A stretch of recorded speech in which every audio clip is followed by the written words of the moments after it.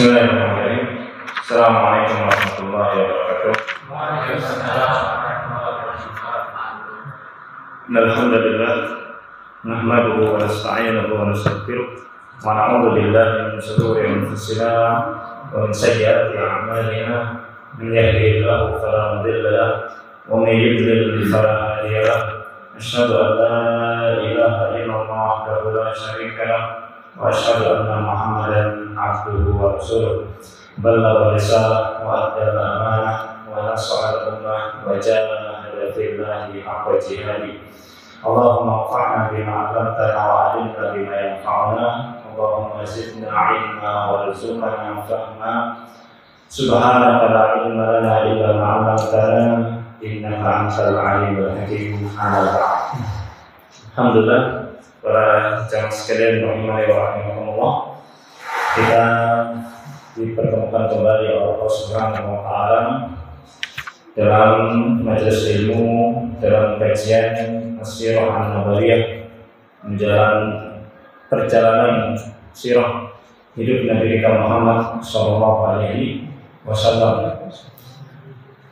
Dan mudah-mudahan kita berharap apa yang kita pelajari ini bisa memberikan manfaat yang besar bagi kita semua. Bertambahnya ilmu pengetahuan kita tentang Nabi kita Muhammad SAW, yang dengan mempelajari sirah, mempelajari sejarahnya, kita akan mengetahui betapa besar kedudukan Nabi SAW, betapa agung perjalanan hidup Nabi kita Muhammad SAW, betapa mulia perjalanan hidup Nabi kita Muhammad SAW, yang mudah-mudahan dengan kita mempelajari sirah ini kita tidak terjerumus kepada perbuatan-perbuatan ataupun perkataan-perkataan yang jatuh kepada bentuk-bentuk pelecehan ataupun penghinaan kepada Nabi kita Muhammad SAW. Mungkin kita bisa terjatuh kepada perkataan maupun perbuatan yang bisa mengarah kepada pelecehan, penghinaan kepada Nabi SAW kalau kita tidak mempelajari sirah, tidak mempelajari sejarah Nabi kita Muhammad SAW. Betapa suci perjalanan beliau, betapa agung perjalanan beliau, betapa mulianya perjalanan sejarah hidup beliau. Dan mudah-mudahan juga dengan mempelajari sirah Nabi kita Muhammad SAW ini, kita semakin diberikan rasa cinta, ditumbuhkan rasa cinta kita kepada Nabi SAW, yang sekali lagi kita berdoa mudah-mudahan rasa cinta kita kepada Nabi mengantarkan kita untuk bisa berkumpul berjumpa Nabi SAW di surga. Amin ya rabbal alamin. Para jamaah sekalian, kita lanjutkan kajian sirah kita pada malam hari ini. Pertemuan yang lalu kita sudah bahas tentang beberapa turunnya ayat berkenaan dengan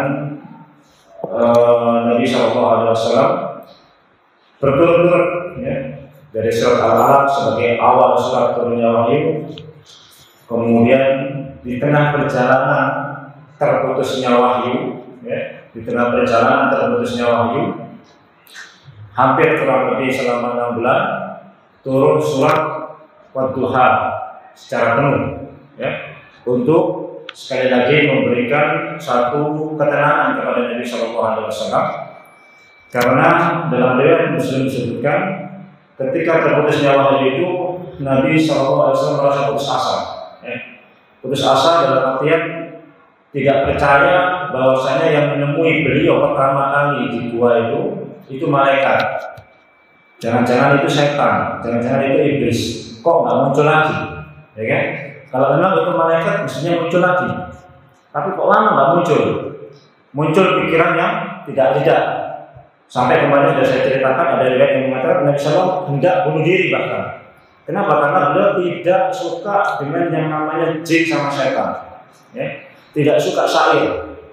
Maka beliau sangat membenci kalau ada suara-suara ataupun bisikan-bisikan dari setan ataupun iblis ataupun dari jin.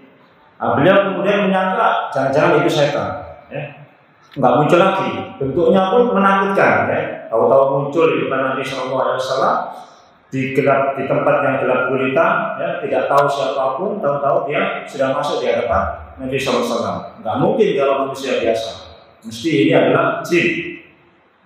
Nah, kesedihan itu mulai muncul, maka kemudian turun surat Wadduha secara penuh, ya.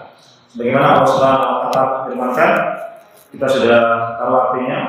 Wadduha, demi waktu duha, wal laili idza saja, dan demi malam ketika telah sunyi, ma wadda'aka rabbuka wa ma qala, dan tidaklah Rabbmu meninggalkanmu dan benci kepadanya, ya. Jadi kalimat ini menjadi penghibur bagi Nabi Shallallahu Alaihi Wasallam, ya. Walal akhiratu khairul laka minal ula, dan hari akhir itu lebih baik daripada kehidupan dunia. Wala yu'tika sawfa, ya, gimana? Wadduha wal laili idza saja, ma wadda'aka rabbuka wa ma qala, wal akhiratu khairul laka minal ula, fala sawfa yu'tika rabbuka fatardah, dan Rabbmu akan memberikan kepadamu dan kamu akan merasa ridho dengan pemberian Allah Subhanahu wa Ta'ala. Alam yajidka yatiman fa'awa, bukankah kamu dulu dalam keadaan yatim dan saya dulu yang merawatmu. Allah maksudnya, dan Allah yang melindungimu, ya. Dari sini kita sebetulnya sudah harus bisa mengambil pelajaran penting, ya. Satu, bahwasanya Nabi SAW ini sebagai penghibur, karena terputusnya wahyu ini membuat beliau merasa sedih dan merasa putus asa. Yang kedua, ya, kalimat ini jelas membantah orang yang mengatakan bahwasanya Nabi SAW ini masa kanak-kanaknya seperti masa kanaknya orang-orang umum, ya, rendes, mencuri jambu, ingusan, ya, dan sebagainya. Tidak. Kenapa? Alam jadi yatima fa'awa. Bukankah aku dapat engkau Muhammad dalam keadaan yatim dan akulah yang melindungi. Jadi Allah Subhanahu wa Ta'ala yang merawat Nabi Shallallahu Alaihi Wasallam sejak beliau yatim, sejak beliau lahir dalam keadaan yatim. Berarti Allah yang menjaga. Kalau Allah Subhanahu wa Ta'ala yang menjaga, kalau Allah Subhanahu wa Ta'ala yang merawat, apa mungkin Nabi itu terlantar? Mungkin ya? Tidak mungkin. Ya, tidak mungkin. Ya. Bayinya Nabi Shallallahu Alaihi Wasallam, ini saya ambil poinnya dulu supaya ini masalah penting, ya, yang lagi ramai. Kita tidak boleh menghina Nabi Shallallahu Alaihi Wasallam, melecehkan Nabi baik sebelum kenabian maupun sesudah kenabian. Ini poin penting, ya. Baik sebelum kenabian maupun sesudah kenabian. Kita tidak boleh menyalahkan Nabi Sallam baik sebelum kenabian maupun sesudah kenabian. Ya. Kita akan lihat beberapa faktanya, ya. Faktanya dari kelahiran ataupun dari masa ibunda beliau hamil saja, saya sudah pernah ceritakan, ya, dalam perjalanan sirah kita, bahwasanya Nabi Sallallahu ibunda Nabi Sallam tidak merasakan apapun, tidak merasakan berat sebagaimana ibu-ibu hamil yang lain. Satu, jelas beda, ya. Kedua, lahir Nabi Shallallahu Alaihi Wasallam itu ada dua riwayat, satu pakai dukun, satu tidak. Ya, artinya apa? Mudah lahirnya, tidak seperti bayi-bayi yang lain, mudah. Kemudian sudah saya ceritakan juga dalam riwayat tersebut, dari arah lahirnya ibu Nabi Sallam keluar cahaya. Kemudian Nabi Shallallahu Alaihi Wasallam lahir sudah dalam keadaan menengadah ke langit dan tangannya dalam posisi berdoa kepada Allah Subhanahu Wa Taala. Sudah beda, ya? Sudah beda, jelas itu beda. Dan kita tahu ketika Nabi Shallallahu Alaihi Wasallam lahir, ya, dibawa oleh Halimatus Sa'diyah ke kampung Bani Sa'idah. Kampung Bani Sa'idah ini kampung pedalaman. Sampai hari ini masih ada kampung pedalaman ini, kampung Bani Sa'idah ini, ya, masih ada kampungnya. Dibawa ke kampung Bani Sa'idah. Nah, ketika Halimatus Sa'diyah ini mencari bayi yang mau disusui, ya kan, yang masih disusui, yang mau disusui, begitu dapat Nabi Shallallahu Alaihi Wasallam bayi itu, ya, mereka kemudian ambil bayi itu. Maka kemudian begitu disusui, langsung kemudian air susu ibunda beliau, Halimatus Sa'diyah itu langsung banyak asinya. Kemudian hewan tunggangan yang datang dari kampung Bani Sa'diyah yang awalnya kurus kering, tahu-tahu gemuk penuh dengan susu, ya, penuh dengan susu, ya. Ini sudah kelihatan bahwasanya bayinya saja sudah bawa berkah. Bayinya Nabi Muhammad ini sudah bawa berkah. Tidak sama dengan bayi yang lain. Sekali lagi, tidak boleh menyamakan Nabi Sallam baik sebelum kenabian maupun sudah kenabian. Bayinya Nabi tidak bisa disamakan dengan bayi yang lain. Ini bayi penuh berkah. Lahir dibawa ke kampung ke rumahnya Halimatus Sa'diyah. Begitu nyampe rumah, yang namanya ternaknya yang kurus, kebunnya yang mati, langsung seketika itu gemuk semua, kebun-kebunnya penuh dengan rumput-rumputnya hijau semua. Sampai kemudian tetangga-tetangganya kampung Bani Sa'diyah itu nyuruh, kalau kamu mengembalakan kambing datang ke sana, ke tempatnya Halimatus Sa'diyah sana. Insya Allah nanti pulang sudah gemuk. Betul, mereka kemudian bawa kambingnya itu ke tempatnya Halimatus Sa'diyah, ke kampung, ke rumahnya Halimatus Sa'diyah. Pulang gemuk. Berkah. Beda sudah. Bayinya Nabi Sallam sudah beda. Satu, Kemudian sudah pernah kita ceritakan, waktu di kampung Bani Sa'diyah, Nabi Sallallahu Alaihi Wasallam mengalami pembelahan dada, kan? Sudah pernah saya ceritakan, malaikat turun dari langit, 2 orang terbang kayak burung, memegang tangan Nabi Sallam, kemudian satunya membelah dada Nabi Sallam, dicuci hati Nabi Sallallahu Alaihi Wasallam, dibersihkan dengan air Zam-Zam dari Allah Subhanahu Wa Taala, dari sisi Allah Subhanahu, dibersihkan, bersih hati Nabi Sallam itu, sejak bayi sudah bersih. Apa mungkin nyolong jambu? Mungkin nggak Nabi Sallam nyolong jambu? Kalau hatinya sudah dibersihkan begini ini, tidak mungkin.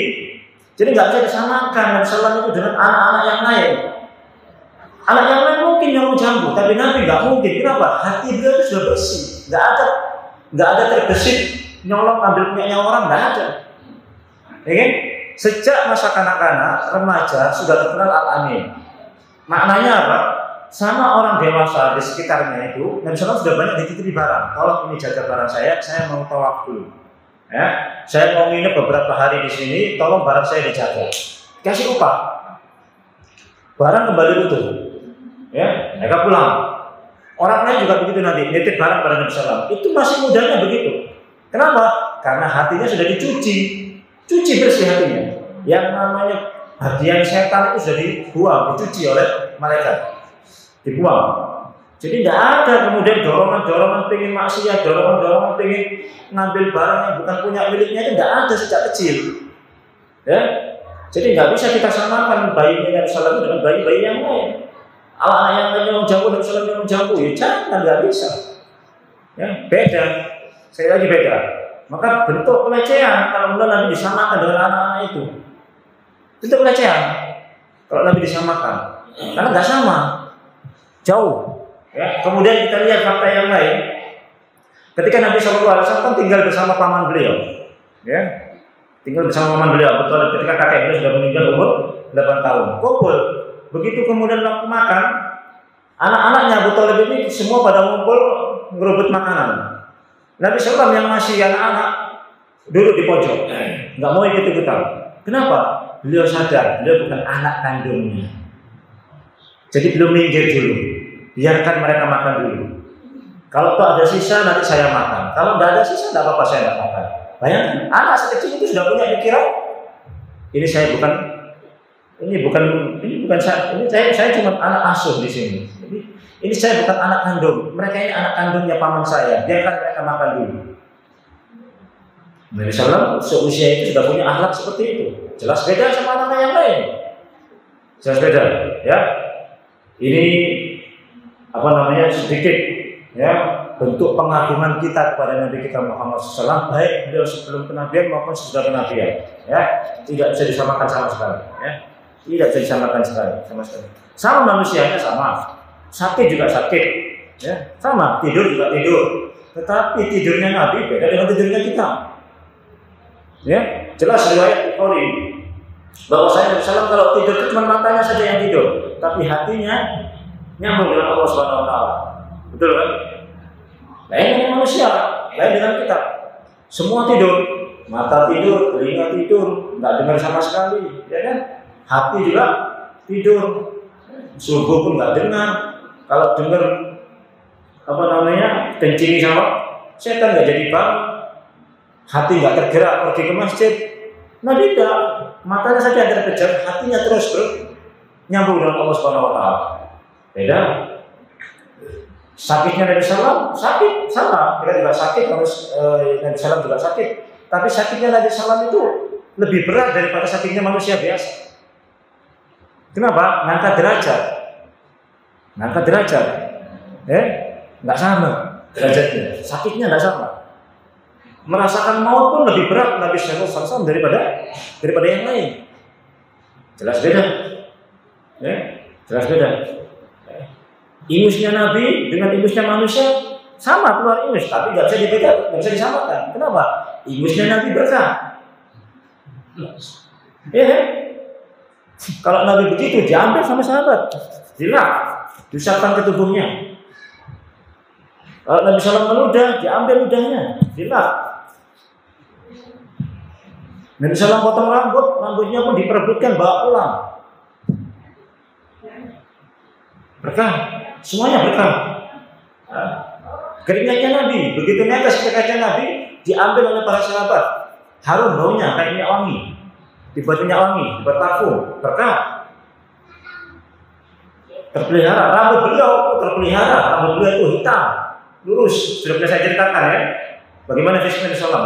Begitu terpeliharanya fisik Nabi Sallam. Beda sama yang ngomong ini, rambutnya gondrong nggak terurus, ya kan? Nggak pernah sisir, nggak pernah sampoan.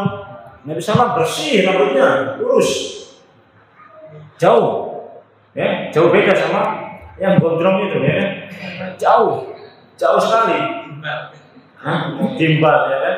Jauh, nggak bisa disamakan. Sekali nggak bisa disamakan. Ya. Darahnya Nabi Sallam saja diminum sama sahabat. Darahnya saja diminum. Nanti ada dalam perang Uhud, Nabi Sallam terluka, keluar darah sini, didatangi oleh sahabat Malik bin Sinan namanya. Sama Malik bin Sinan, darahnya disedot sama Malik bin Sinan. Sedot darahnya dari dahinya beliau disedot, ditelan. Nabi bilang, wahai Malik bin Sinan, muntahkan. Beliau mengatakan apa? Tidak ya Rasulullah, saya tidak akan muntahkan darah Anda. Saya ingin darah Anda campur dengan darah saya. Apa kata Nabi Sallam? Siapa yang ingin melihat orang yang masuk surga tapi masih hidup, lihatlah Malik bin Sinan. Karena nggak mungkin yang darahnya kumpul dengan darahku akan masuk neraka. Iya kan? Nggak mungkin yang darahnya kumpul dengan darah Nabi masuk neraka. Nggak mungkin. Darahnya Nabi diminum oleh para sahabat. Bandingkan dengan manusia yang lain, nggak sama. Bandingkan dengan si gondrong itu, jauh beda. Ludahnya nggak siapa yang mau ngambil. Kita tahu peristiwa Ali radhiyallahu ta'ala anhu, ketika sakit mata dalam perang Khaybar, dipanggil sama Nabi, panggil Ali ke sini. Sakit mata ya Rasulullah, panggil ke sini. Sama Nabi begitu datang, diusapkan di mata beliau, sembuh matanya, total bersih sembuh,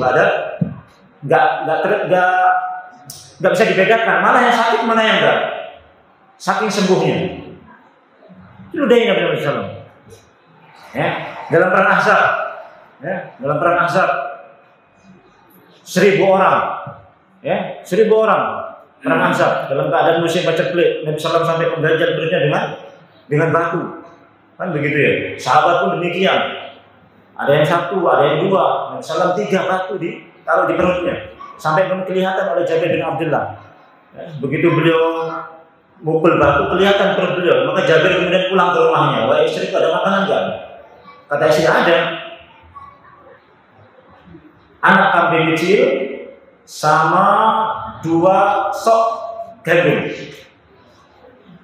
Kalau begitu masaklah untuk Nabi SAW. Karena saya lihat Nabi SAW melapar, perut beliau diganjal sama batu.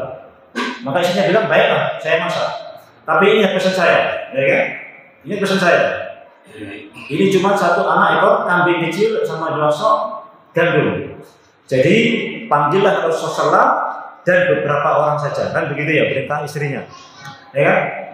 Sampai kemudian di tempat penggalian parit, Jabir bin Abdullah membisikin Nabi SAW, ya Rasulullah, di rumah ada sedikit makanan, ya, ada anak kambing kecil sama 2 sok gandum.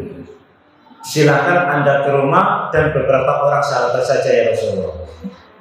Itu undangannya Jabir kepada Nabi dengan suara pelan, dengan berbisik-bisik.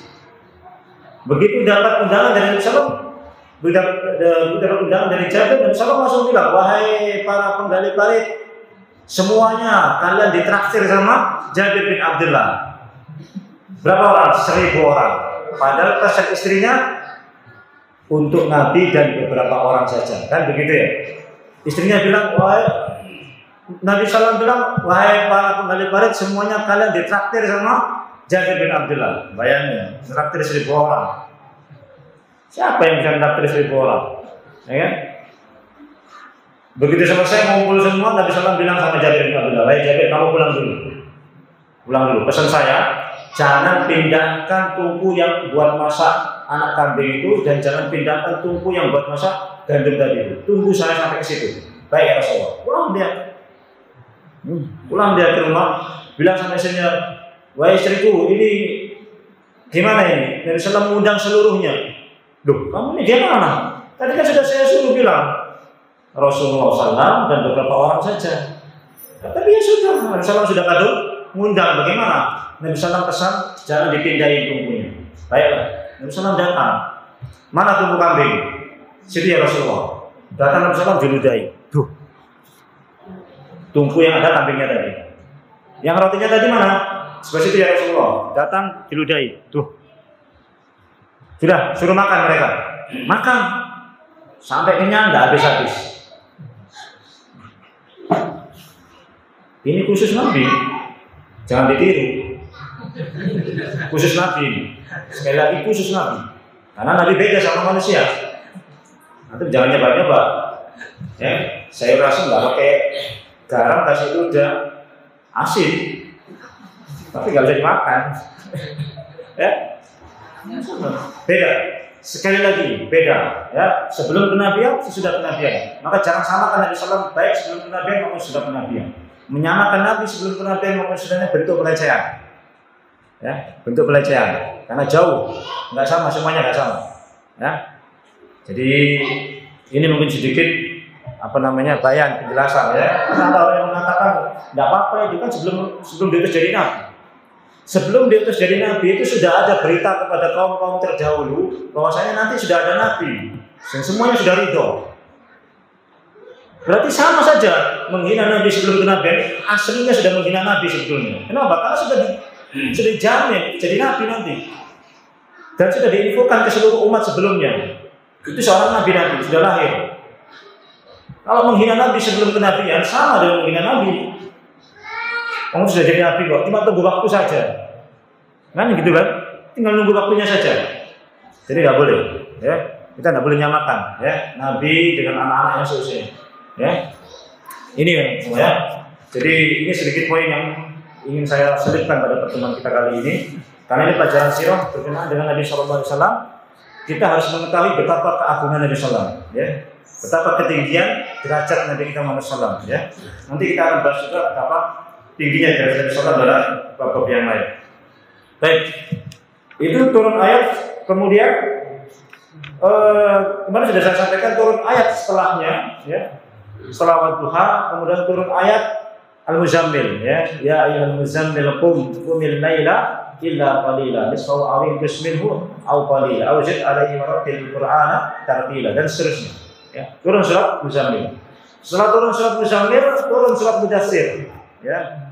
Nah, setelah turun surat Mudaththir ini Nabi sallallahu mengatakan apa? Allah Subhanahu wa taala berfirman, "Qum ya ayyuhal mudaththir qum fa'andir." Wahai orang yang berselimut, qum, bangun, fa'andir, dan berilah peringatan. Nah, baru kemudian disuruh untuk menyampaikan wahyu tadi. Kenapa? Perintahnya sudah bangun. Maknanya apa? Buang selimut. Ya, sudah jangan tidur lagi sama istrimu. Ya, sudah jangan tidur enak-enak malam. Sekarang sudah tidak ada waktunya enak-enak. Sekarang waktunya kamu sudah harus mulai dakwah.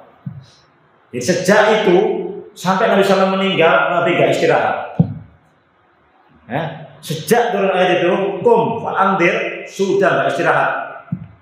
Malam beliau gunakan dakwah, pagi beliau gunakan dakwah.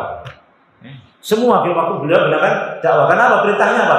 Kum fa'andir, bangun, beri peringatan. Warabbaka fakabbir, ya. Dan Rabbmu agungkan. Wasiyabaka fatahhir, bajumu bersihkan. Maksudnya bukan hanya sekedar baju yang nampak ya, tapi hatimu bersihkan. Karena modal dakwah itu hati harus bersih. Modal dakwah hati harus bersih. Penampilan juga harus bersih. Ini modal dakwah ya. Ini modal juru dakwah. Modal juru dakwah ini dua ini. Siyabaka fatahhir, baju yang nampak harus juga bersih, hati juga harus bersih. Karena juru dakwah ini subhanallah ujiannya banyak. Ya, ujiannya banyak. Ya, ujian ketenaran bisa, ujian dunia bisa, ujian-ujian manusia juga bisa. Kalau kemudian hati tidak bersih, kena ujian sedikit sudah menyimpang dari tujuan dakwahnya. Kena dunia sedikit sudah menyimpang dari tujuan dakwahnya. Kena tenar sedikit sudah menyimpang dari tujuan dakwahnya. Itu kalau kemudian juru dakwah enggak menyucikan hatinya. Siap, baju juga harus bersih. Makanya penampilan juga harus rapi, harus bersih, meskipun enggak mahal ya kan, tapi juga harus bersih. Ini juru dakwah begitu. Jadi penampilan juga diperlukan untuk kemudian menarik simpati menarik simpati masyarakat kan begitu. Kemudian setelah turun surat Mudatsir tadi, barulah kemudian Nabi SAW mendakwahkan Islam yang pertama kali ke istri beliau. Ya. Istri beliau langsung kemudian mengucapkan kalimat syahadat. Sejak Nabi SAW mendapatkan wahyu al-alaq itu, sudah langsung masuk Islam. Ya, sudah langsung masuk Islam. Kemudian orang kedua setelah Khadijah adalah Ali bin Abi Thalib. Ya. Khadijah, kemudian Ali bin Abi Thalib. Ini masih belum keluar ya, ini masih dalam rumah. Ya, ini masih perintahnya masih kum fa'andir saja, beri peringatan. Belum jelas kepada siapa. Maka kemudian Nabi SAW hanya berinisiatif kepada keluarganya saja. Ya. Maka beliau mulai dengan istrinya, beliau mulai dengan anak-anaknya, ya, beliau mulai dengan siapa yang ada dalam rumah tersebut. Maka seluruh yang ada dalam rumah itu didakwai sama Nabi dan semuanya masuk Islam. Ya, semua di rumah itu, ya, semua masuk Islam. Khadijah masuk Islam, Ali bin Abi Thalib masuk Islam, keponakan beliau tinggal di situ. Zaid bin Harisah, pembantu beliau, dulunya bukan budak, ya. Zaid bin Harisah ini orang merdeka karena satu pertempuran antar kabilah, ya, dia kemudian kalah, dijual, ya, kalah, diambil, ya, dijual, dibeli sama Khadijah. Sama Khadijah dikasihkan pada Nabi untuk berkhidmat, membantu Nabi. Ya. Nah, ini bolehnya kita nyari pembantu, nggak apa-apa. Bolehnya kita nyari pembantu, nggak apa-apa. Untuk berkhidmat kita lebih fokus kerja, fokus dakwah, fokus ngaji, fokus ini dan sebagainya.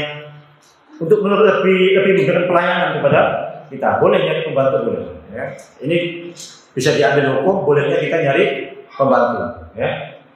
Maka kemudian membantu Nabi SAW di rumah tersebut. Ya. Sampai kemudian berapa tahun tinggal di situ, sampai kemudian diangkat menjadi anak angkat Nabi SAW. Maka namanya jadi Zaid bin Muhammad, terkenalnya pada waktu itu.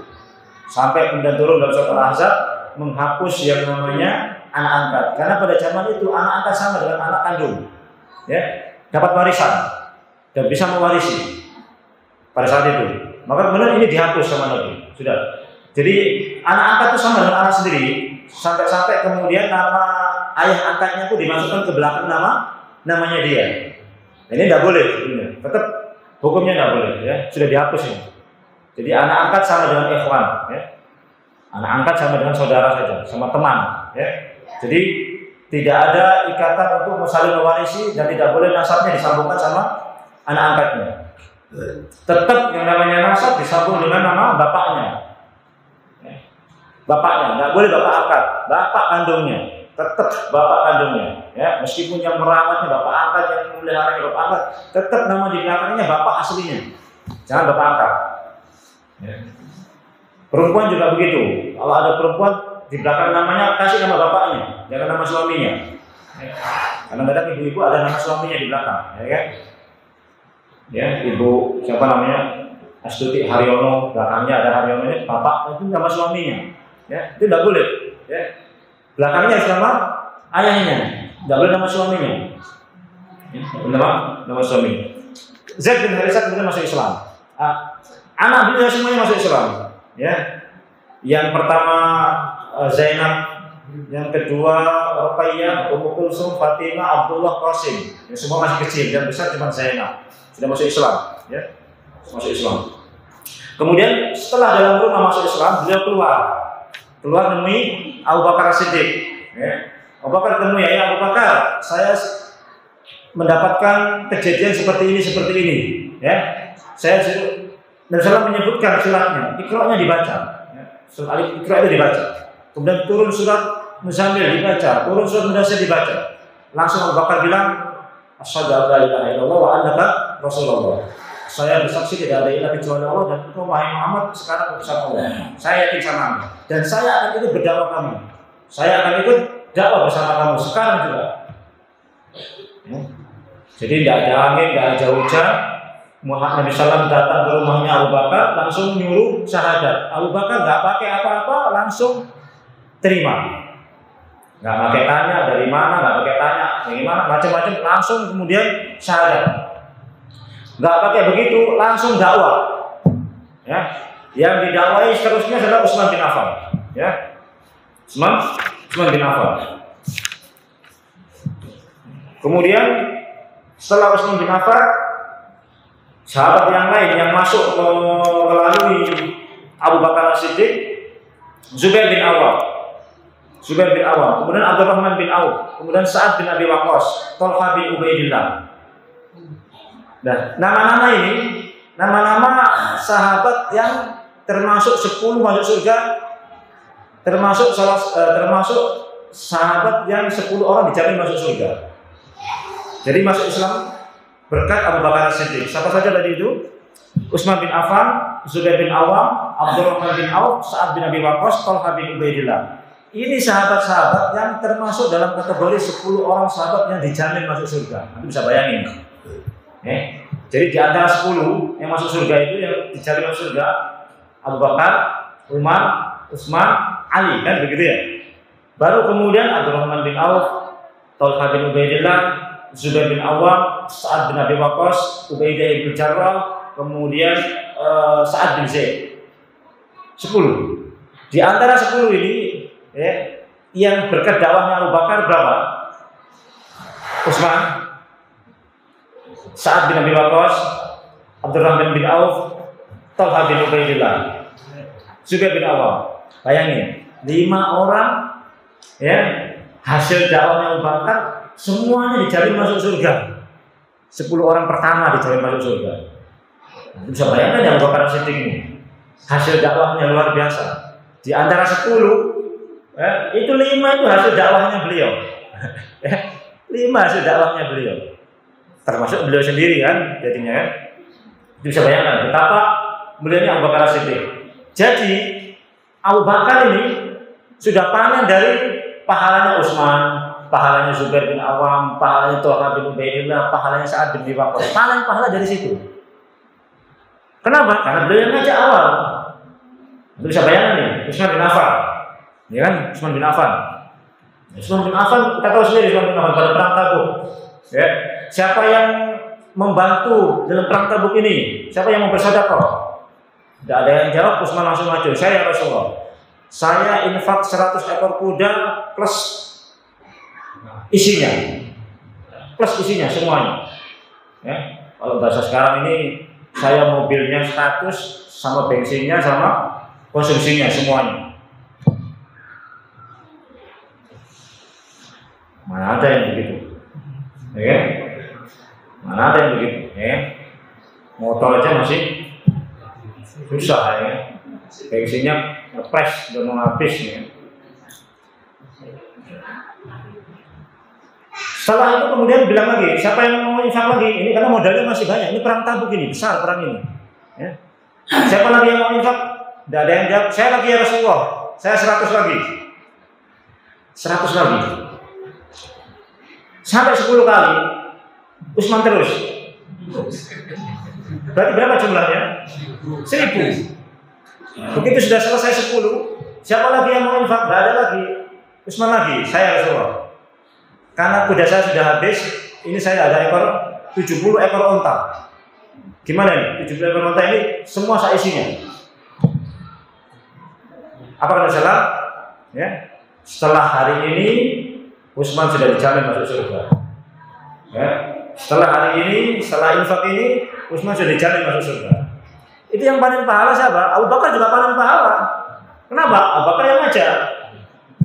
Man dalla ala khair, ya, falahu mislu fa'ili, falahu mislu ajri fa'ilihi. Barang siapa yang menunjukkan satu kebaikan kepada orang, dia dapat pahala yang sama dengan orang yang dia kerjakan itu tadi.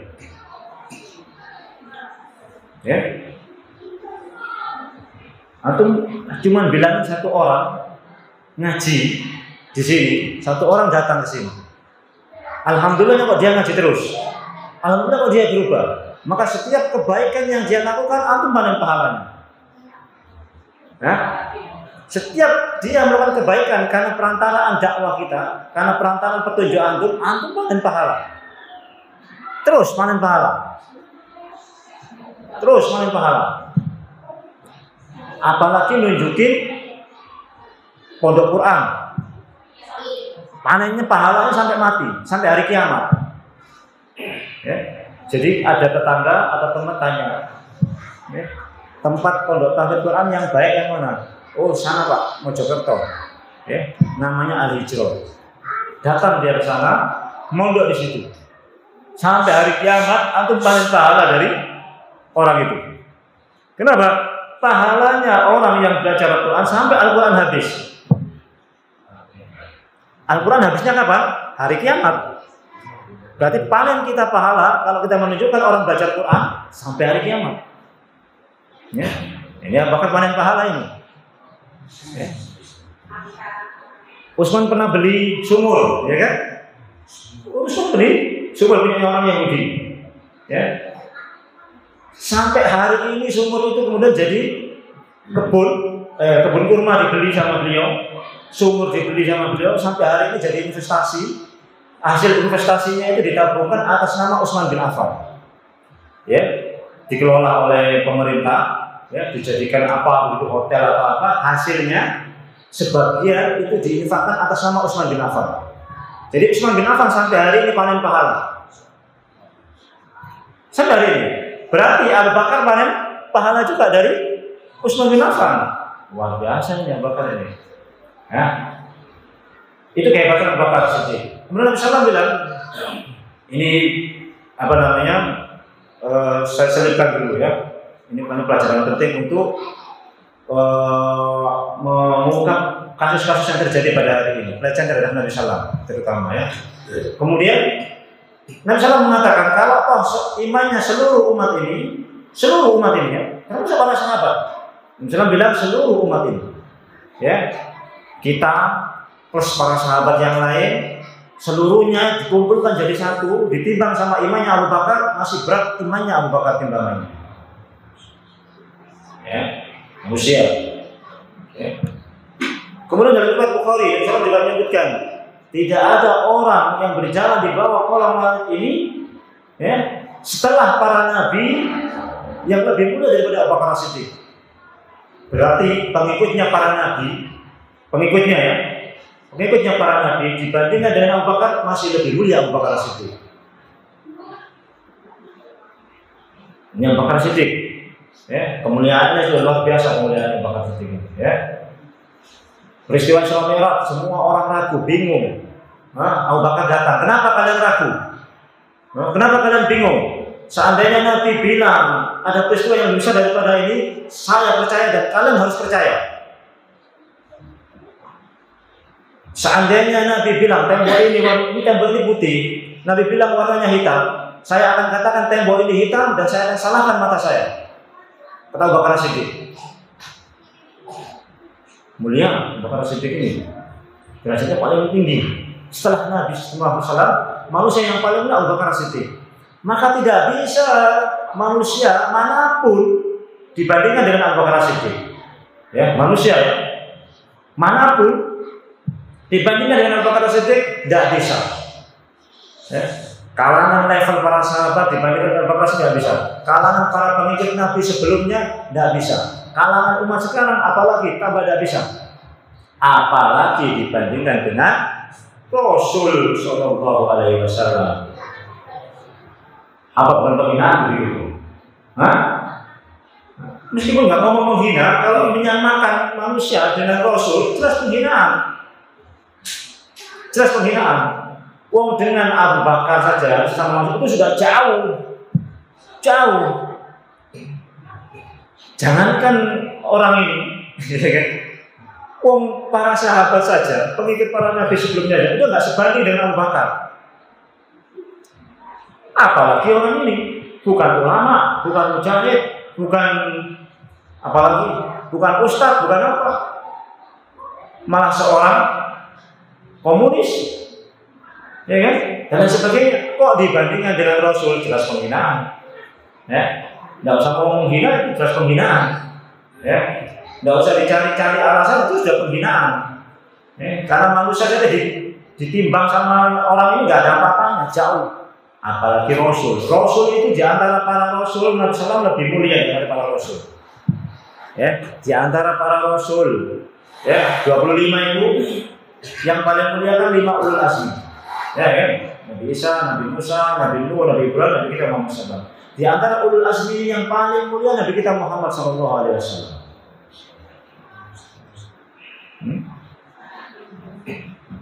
Ya, di antara para Rasul saja beliau yang paling mulia. Di antara ulul azmi beliau yang paling mulia. Apakah dibandingkan dengan manusia? Jelas tidak bisa. Oh, dibandingkan dengan para nabi saja tidak bisa. Dibandingkan dengan seluruh rasul pun tidak bisa. Apalagi dibandingkan dengan manusia. Jelas penghinaan, jelas pelecehan. Ya, tidak usah bingung, tidak usah ragu. Ini jelas pelecehan. Ya, jelas penghinaan pada. Nah, ini orang nggak belajar terhadap keagungan Nabi, nggak pernah baca sirah, ngawur akhirnya menyamakan Nabi SAW dengan manusia. Ya, ini dakwahnya Abu Bakar Siddiq. Ya, kemudian Ubaidah bin Jarrah dan terus ya, banyak orang kemudian masuk Islam. Nah, ini sudah mulai terdengar oleh orang-orang kafir. Sudah banyak yang masuk Islam. Meskipun diam-diam sudah banyak yang masuk Islam, sudah mulai kasak-kusuk kedengaran. Ada agama baru yang dibawa sama Muhammad. Ini sudah kedengaran ini, ya, sudah kedengaran, ya. Tapi orang-orang kafir Quraisy masih belum tahu siapa saja, karena memang ini orang masih sembunyi-sembunyi. Ya. Maka kemudian peristiwa pertama kali ya, yang terjadi, ya, adalah kejadian di mana Sa'ad bin Abi Waqqas yang tadi saya katakan sudah masuk Islam. Itu bersama beberapa orang sahabat yang sudah masuk Islam, sholat. Sebelumnya perintah sholat dulu turun, ya. Perintah sholat turun, wudhu turun. Jadi Nabi SAW, jadi malaikat Jibril datang, ya, ngambil air, dicontohkan cara wudhu. Ya, jadi malaikat Jibril wudhu, dilihat sama Nabi. Kemudian suruh praktek, coba praktek, persis dengan wudhunya Nabi Jibril. Ya, kemudian diajari bagaimana cara sholat. Tapi cara sholatnya belum 5 waktu, cuma pagi sama sore saja, dan itu cuma 2 rakaat saja. Ya, plus qiyamul lail wajib bagi Nabi, bagi yang lain tidak. Ya, plus qiyamul lail wajib bagi Nabi. Ya, cuma sholatnya cuma 2 saja, belum 5 waktu, lima waktu nanti. 5 waktu itu nanti. Ya, setelah Isra Mi'raj. Ya, pagi sore saja. Siapa yang ngajari? Malaikat Jibril. Nah, setelah kemudian diajari sama malaikat Jibril, langsung ngajari sama Khadijah. Hai Khadijah, malaikat Jibril datang menemui saya, ajari wudhu. Caranya begini. Diajari wudhu. Saya diajari sholat. Caranya begini. Barulah kemudian bisa wudhu, bisa sholat. Diajari kepada para sahabat yang lain. Cara wudhu begini, cara sholat begini. Ya. Kemudian setelah kejadian itu sudah tahu wudhu, sudah tahu sholat, barulah kemudian kejadiannya menimpa Sa'ad bin Abi Waqqas. Ya, Abi Waqqas ini sudah masuk Islam, kemudian di satu Si'ib itu satu jalan setapak bukit yang tersembunyi. Beliau sholat di situ, ketemu dengan orang-orang kafir Quraisy. Ya, ketemu orang kafir Quraisy, kemudian diganggu, dipukul sama Sa'ad bin Abi Waqqas, terjadi perkelahian. Terluka orang kafir Quraisynya, berdarah. Dan inilah darah yang pertama kali tertumpah setelah dakwah sembunyi-sembunyi itu. Ya. Jadi sudah ada gesekan, ya. Sudah ada gesekan antara Sa'ad bin Abi Waqqas dengan orang-orang kafir Quraisy. Kemudian terus berlanjut sampai kemudian awalnya pelan-pelan tadi itu. Perintah selanjutnya adalah wa'amdir ashiratakal aqrabin. Ya. Dan berilah peringatan kepada keluargamu terdekat, ya, keluarga terdekatnya baru. Tadi itu kan masih rumah, masih teman-teman yang dianggap oleh beliau akan berpotensi masuk Islam, teman-teman baiknya, ya. Padahal dakwahnya cuma Abu Bakar saja dakwahnya. Baru dari Abu Bakar kemudian masuk Islamnya banyak, ya. Baru kemudian masuk ke saudara terdekat, kerabat terdekat, ya. Wa'amdir ashiratakal aqrabin, ya, dalam surat Syu'ara ayat 214 sampai 219. Wa amdir ashiratakal aqrabin waqfid janahaka liman ittaba'aka minal mu'minin fa in asauka faqul inni bari'un mimma ta'malun, ya.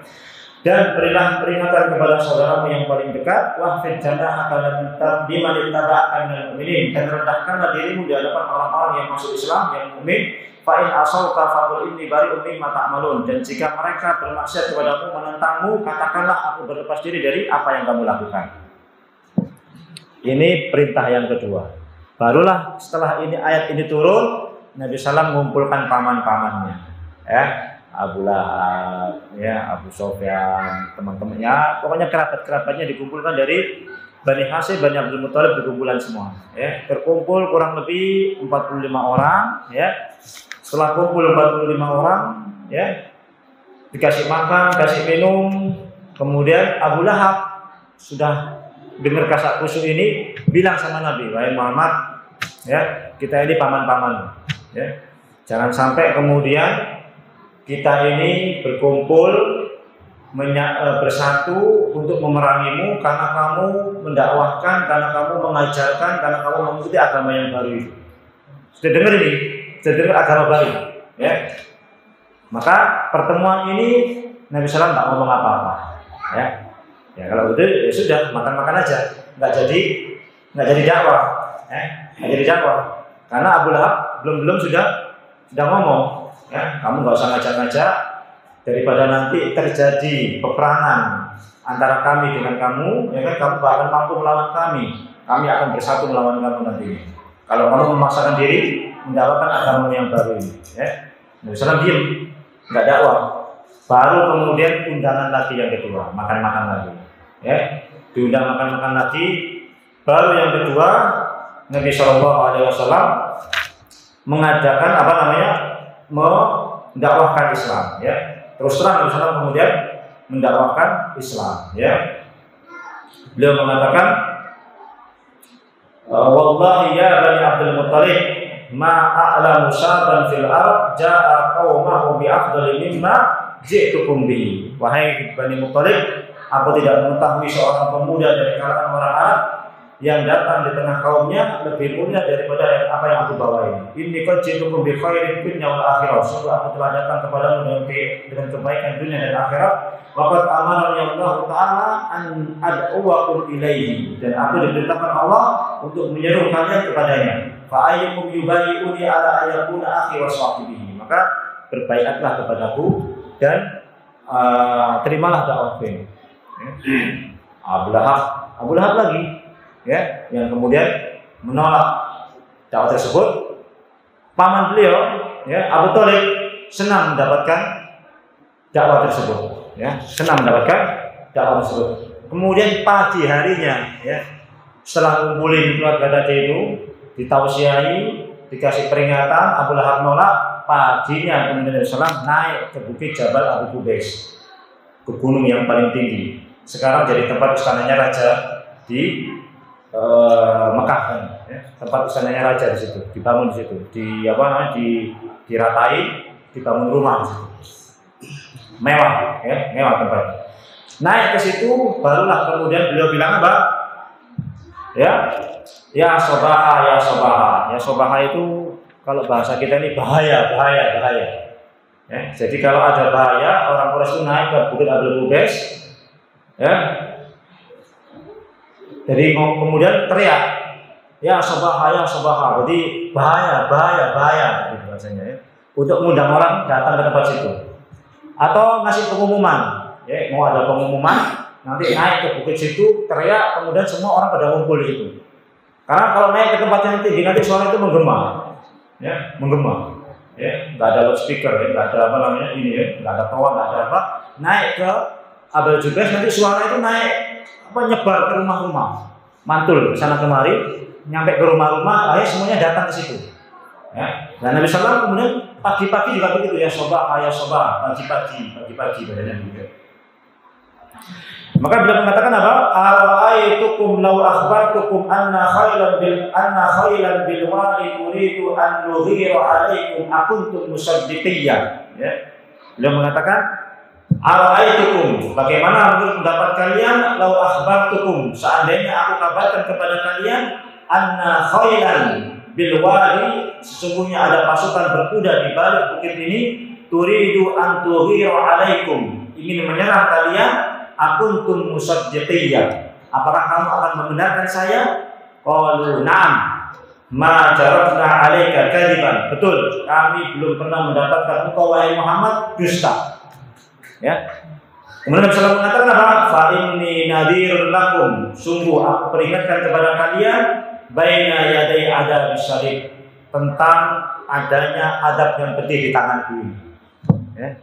Aku peringatkan kepada kalian akan adanya adab yang pedih di tanganku ini, kata Nabi Sallallahu Alaihi Wasallam. Faqala Abu Lahab, nah inilah Abu Lahab kemudian berkata, tabban sa'irul yaum, ya tabban sa'irul yaum, alihada jama'tana. Ya, celaka semua hari-harimu wahai Muhammad, alihada jama'tana, apakah hanya untuk ini kamu kumpulkan kami? Ya. Langsung turun ayat penuh, tabbat yada abi lahab ma aghna anhu maluhu wa ma kasab, sayasla naran data lahab wa imra'atuhu hamma qatal hatab fi jidha hablum min masad. Turun surat penuh untuk siapa? Untuk Abu Lahab. Tabban laka, celaka Muhammad. Langsung dijawab sama Allah Subhanahu wa taala, tabbat yada, yang celaka itu tanganmu wahai Abu Lahab, ya, yang celaka itu tangan. Tabbat yada abi lahabin watar, celaka lagi, ya, celaka lagi, ya. Langsung turun ayat. Siapa ini? Paman beliau, Abu Lahab. Jadi Abu Lahab ini paman beliau, nama aslinya Abdul Uzza. Abdul Uzza itu nama berhala yang besar di situ. Nama dia aslinya Abdul Uzza, hambanya berhala itu. Cuma dipanggil Abu Lahab. Kenapa Abu Lahab? Lahab itu yang menyala. Ya, naron data lahab, neraka yang menyala. Sama dengan namanya, sama dengan kunyahnya. Ini kunyah ya, bukan nama aslinya. Lahab artinya menyala. Jadi mukanya itu memang menyala. Menyala dalam artian agak kemerah-merahan, putih, agak kemerah-merahan dan tampan orangnya. Putih orangnya, tampan orangnya. Gelarnya Abu Lahab karena tampan, putih. Ya. Tapi kalau untuk putih jangan dikasih Abu Lahab ya. Jangan, ya. Enggak baik. Orang ini putih, tampan Abu Lahab ini tampan sekali orangnya, terkenal tampannya, maka disebut Abu Lahab. Istrinya Ummu Jamil, ya kan, ibunya yang cantik. Dua-duanya ini luar biasa. Allah sebutkan nama lakopnya Abu Lahab. Karena kalau pakai nama Abdul Uzza tidak baik. Hamba kok hambanya Uzza, Allah tidak mau itu. Makanya disebut dalam Al-Quran oleh Allah Lahab, Abu Lahab, kunyahnya. Ya. Allah Ta'ala alam. Ini yang bisa kita kaji pada pertemuan malam hari ini. Ya. Jadi poin penting yang saya tekankan tadi dari beberapa kisah ini, keagungan Nabi Shallallahu Alaihi Wasallam. Ya. Jadi ini mungkin sedikit menjawab tentang pelecehan atau penghinaan kepada Nabi kita Muhammad SAW, ya, baik sebelum kenabian maupun sesudah kenabian, tidak bisa disamakan sekali lagi, ya. Dan Nabi SAW adalah makhluk yang paling mulia di muka bumi ini. Tidak ada makhluk setelah Nabi SAW yang lebih mulia lagi. Hatta malaikat Jibril sekalipun, ya. Malaikat Jibril pun dibandingkan Nabi SAW masih lebih mulia Nabi kita Muhammad SAW. Masih lebih mulia Nabi kita Muhammad SAW. Ya. Wallahu a'lam bishawab. Ini yang bisa kita kaji pada malam hari ini. Mudah-mudahan kita masih diberikan kesempatan untuk bisa bertemu pada hari-hari yang selanjutnya. Aku lupa dihadap astagfirullahaladzim. Subhanallahumma wa bihamdika asyhadu an la ilaha illa anta astaghfiruka wa atubu ilaik. Assalamualaikum warahmatullahi wabarakatuh.